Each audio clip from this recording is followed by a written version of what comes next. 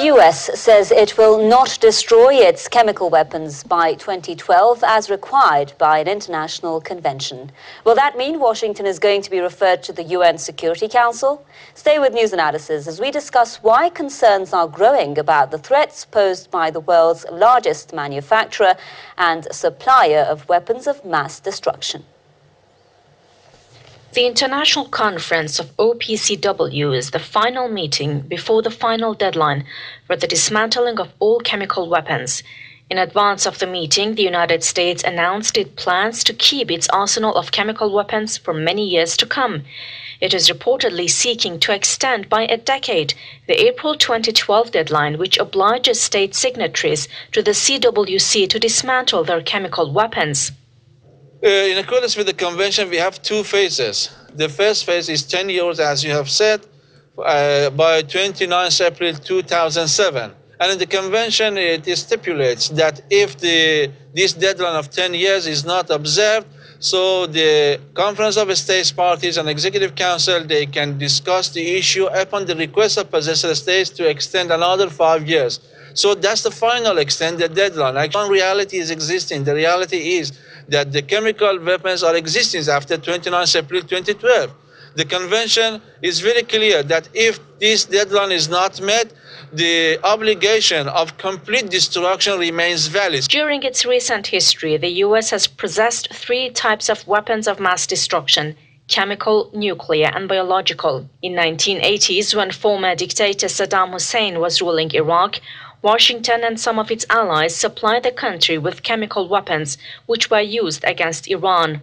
Over 130 civilians were killed and thousands more were chemically wounded in Iran's northwestern city of Sardasht. The U.S. is estimated to possess 20,000 tons of chemical agents, including nerve and mustard gas precursors. The U.S. is the only country to have used nuclear weapons in combat. In 2010, the Pentagon disclosed that the current size of its nuclear arsenal is a total of 5,113 warheads. The figure does not include the estimated 4,600 warheads that have been retired and scheduled for dismantlement. The U.S. further plans to improve its nuclear arsenal by developing smaller but more effective weapons. The Obama administration initially sought an increase of $600 million for its nuclear weapons program in its proposed 2011 budget. That would raise annual spending on nuclear arms to almost $7 billion.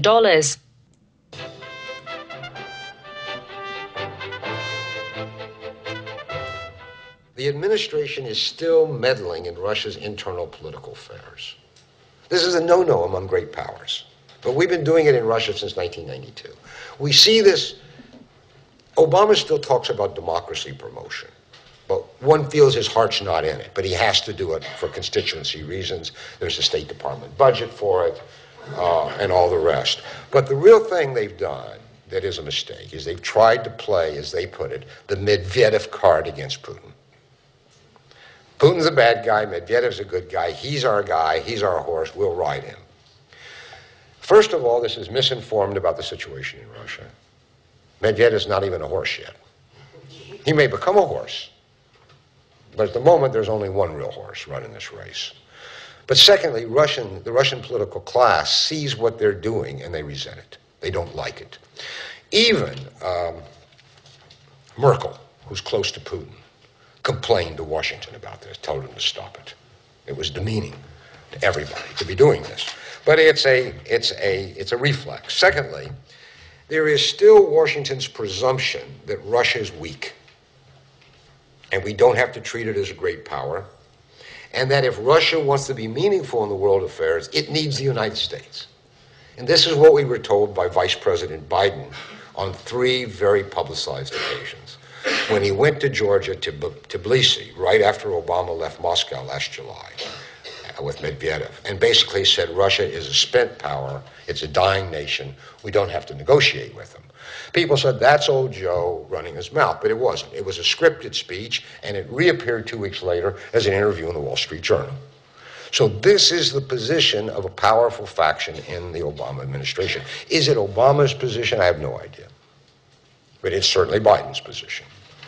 So is this view that Russia isn't serious, we don't have to take into account. I would argue, however, in fact, that arguably, I'm not going to go into why, but if you want to talk about it, let's do, that in terms of national security, the United States needs Russia more than Russia needs us.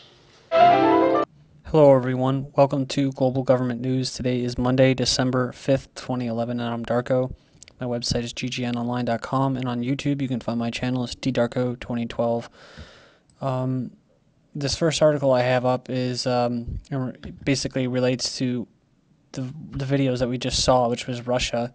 So and they're all in the news right now as far as their elections going and whatnot. It looks like a lot of disinfo going on right now. It says here, Russia downgrades ties with Qatar after attack. It says here, this is from today, Russia said on Monday it was downgrading relations with Qatar and was withdrawing its ambassador after he was beaten by customs officials at Doha's airport last month, causing possible difficulty over a major energy deal between the two countries. Moscow has, quote, made the decision to downgrade relations with Qatar, Foreign Minister Sergei Lavrov told the Qatari Prime Minister.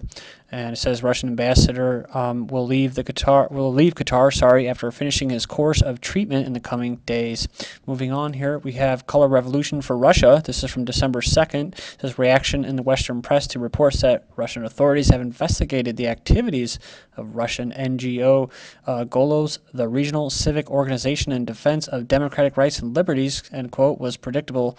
Putin was, quote, trying to gag election monitors, and as expected, we read that the U.S. condemns Russia's harassment of monitor groups. It says here the Russian electoral authorities found that Golos had violated Russia's election laws by publishing polls in the quiet period immediately preceding parliamentary elections and fined the organization just under $1,000 for the violation. Russian lawmakers have also accused of Golos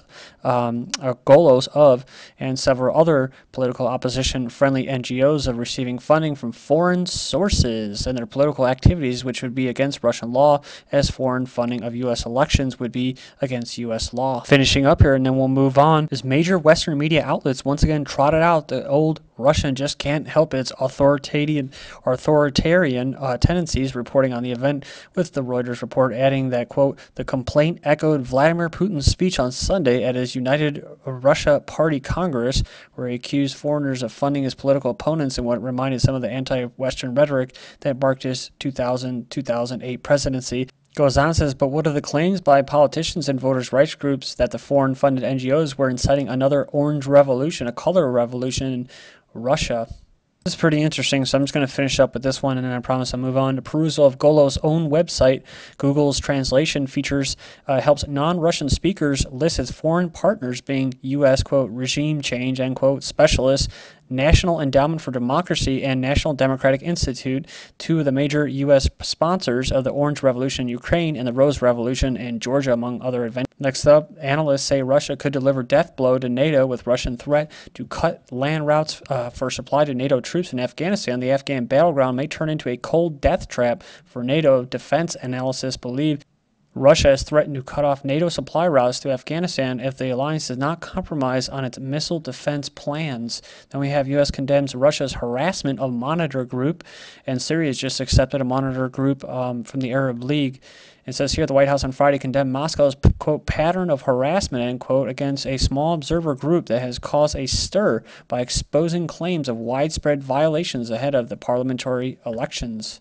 Oh, so this is interesting. So here's our buddy right here, Golos. On its website, Golos, The Voice, has documented nearly 5,000 instances of alleged electoral fraud in the run-up to Sunday's legislative polls. It says here in the quotes, the Obama regime is concerned with today's decision by a Moscow court regarding the election monitoring NGO Golos, as well as what appears to be a pattern of harassment directed against this organization, the National Security Council spokesman said in a statement. Finishing up with this article, speaking at a United Russia Congress over the weekend, says here Putin lashed out at the Western attempts to, quote, influence the course of the election campaign, end quote, through Russian NGOs, warning this was, quote, money thrown to the wind. So I guess they're back in the news again, and it says here that the popular Russian radio station Moscow Echo and election monitoring group Golos said their websites were the victims of massive cyber attacks, while several opposition news sites were inaccessible. If hundreds held in Russian election protests, Russian authorities must release all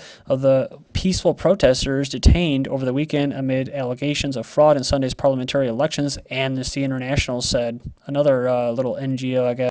This is funny. Our staff in Moscow watched as several peaceful people were whisked off the street by police without any provocation. Sounds familiar, like in the United States and in Canada, where you actually get abducted off the street by police.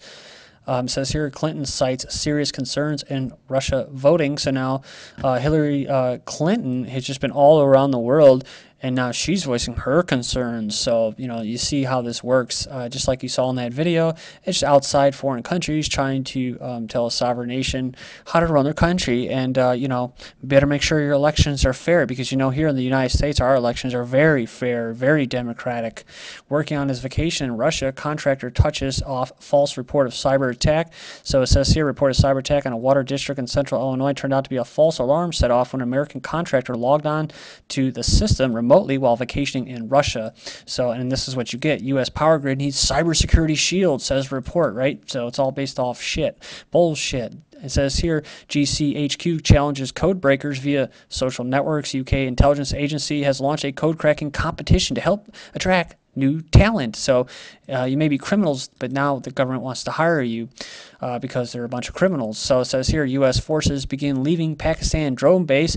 So U.S. personnel have taken steps to evacuate a remote airfield in Pakistan that has been used for staging CIA classified drone flights directed against militants, i.e. killing women and children as well. It says here, Pakistan to respond instantly to any border aggression. It says the head of the Pakistani military has ordered his country's forces to respond instantly to any future aggression along the border with Afghanistan without waiting for instructions from high command, i.e. the United States. General told the soldiers to fully retaliate, quote, irrespective of cost and consequences to any future aggression. So Clinton here, with her hair back, looking very conservative, speaks with Pakistan Prime Minister on NATO strikes. Oh, we're sorry, our condolences, we didn't mean it. And it says here, U.S. needs Pakistan for Afghan war. Makes you wonder why she's doing that. So it says here, Pakistani model's nude photo causes fury. Again, this is more propaganda in the West to get people that don't know anything about the culture over there to say that you need to be like us, otherwise we're going to come and kill you and your women and your children. Post-Assad Syria would drop special Iran ties, so the collapse of the 40-year-long Assad regime in Syria would radically change the Mideast politics. It says here, National Council poised to take over, reiterates it will cut Iran-Hezbollah ties. So this is more propaganda, pre-war. It says here, pre-regime change rhetoric. It says here, U.S. ready to help Syria after Assad falls. It says Biden, so the United States and Turkey are reviewing how to help Syria. Pro-democracy protests drive Assad from power, U.S. President Joe Biden said on Sunday, but the two allies have not discussed concrete next steps. It says here, activist, U.S.-born Syrian blogger has been arrested at the Syrian-Jordanian border while on her way to attend a workshop for advocates of press freedoms in the Arab world. Kind of sounds similar to this story. Syrian lesbian bloggers revealed conclusively to be a married man. That's right. So a lot of psyops going on in Syria. Syria bans iPhones over protest footage. Has banned their iPhone. Reports say the government tries to control information getting out of the country, as if there's not people that are not protesting but are actually supporting Assad. There's actually a lot of people, hundreds of thousands, that are rallying in support of Assad, but they never showed that. And they also don't show armed men, protesters, firing at government officials in Syria as well. There's a reason why they're banning these iPhones, because Swedish startup apps benefits essential for Egyptian activists. It says that's in Egypt, right? And we all know what? Twitter, Facebook, all created by what? The CIA, DARPA, and that.